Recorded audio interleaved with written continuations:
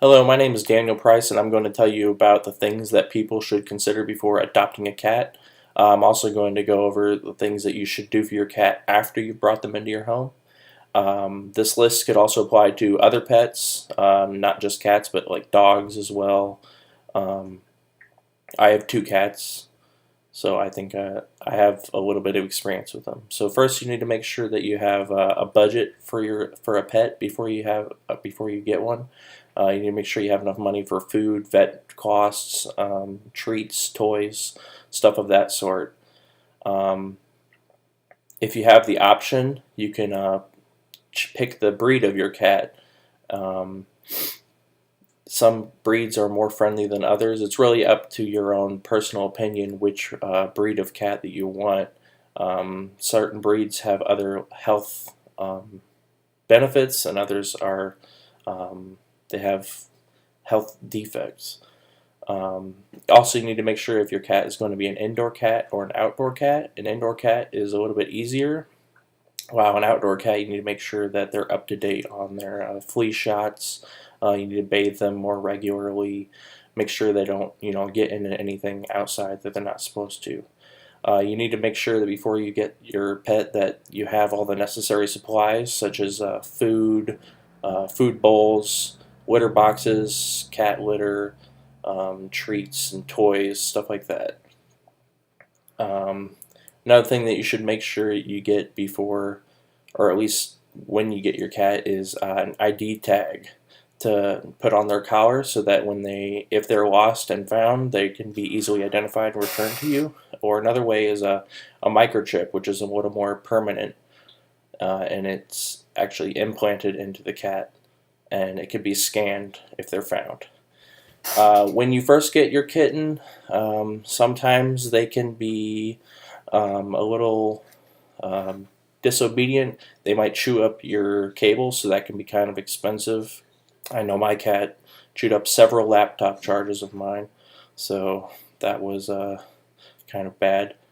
Another thing, cats do use litter boxes, so if you don't enjoy cleaning up cat poop, then maybe having a cat is not for you. But as long as you clean the litter box regularly, it won't get too bad. You shouldn't have a smell in your house or anything like that.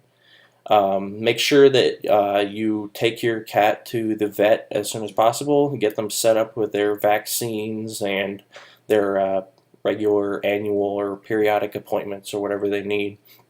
And you can always shop around for a vet too. Make sure that you and your cat are both comfortable with the vet that you've chose.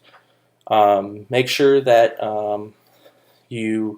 your pet is in good health. A good indication that your cat might not be feeling well is if you notice changes in their litter box contents. Also, if they have bad breath, they might have gum disease or another dental issue. A good time to make sure they're doing okay is when you're bathing them. Do not let your cats eat anything that they're not supposed to.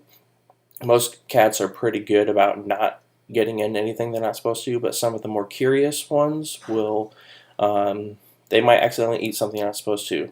So just to name a few, like chocolate, grapes, peppers, they're not supposed to eat those. Um, Unfortunately, your cat will inevitably get sick, and you will have to decide whether or not you should take them to the doctor or not. Sometimes it's minor and you don't have to take them, but other times it's more severe. If your cat's not eating or drinking, you should definitely take them to the vet just to make sure there's nothing wrong with them. Another good thing, make sure you spay or neuter your pets, especially if you have an outdoor pet, because it helps keep the homeless cat population down. Another way, it also helps them live longer lives. They're healthier and they're less, wound up. Make sure that you get your cat some toys and you play with them. Um, Sometimes cats like to be lazy, but it's always they really enjoy like to be played with. You can use bubbles or lasers or stick, yarn, whatever. They just really like to be played with. Also, reward your cat whenever you can by giving it treats, or sometimes whenever my wife and I are making tuna, we'll give them a little bit of the tuna from inside the can, or a little bit of the water that was in the tuna can. just I don't know, just as a reward. Make sure you groom your cat too. They're pretty good about grooming themselves, but sometimes they can't get into the certain places. So you can use a brush to comb them. Sometimes their fur will get matted, so you need to comb those out. But if things get you know, periodically you do need to bathe them. So if combing doesn't work, you got to put them in the bath. Um, and that you probably should bathe them every 3 months anyways. And if you find that your cat is having problems bathing, try and give them treats to distract them from being in the water. That seems to work best for me. Also, as you get to know your pet, you'll realize they have their own personalities. Kate, the first cat I got, she's more of a leader of the house. She thinks she's in charge, while Ellie is more like the quirky, goofy cat that likes to run around and play all the time. So just make sure that you make your cat a part of your family and that you love it and it will love you too unconditionally. Make sure you're just feeding it and taking care of it and making sure that everything is all right with it all the time, and it'll make sure it takes care of you too. So thank you for taking the time to listen to my video about what I think you should do about when you adopt a cat and what you do after you adopt a cat. So thanks for taking the time to listen. Thank you.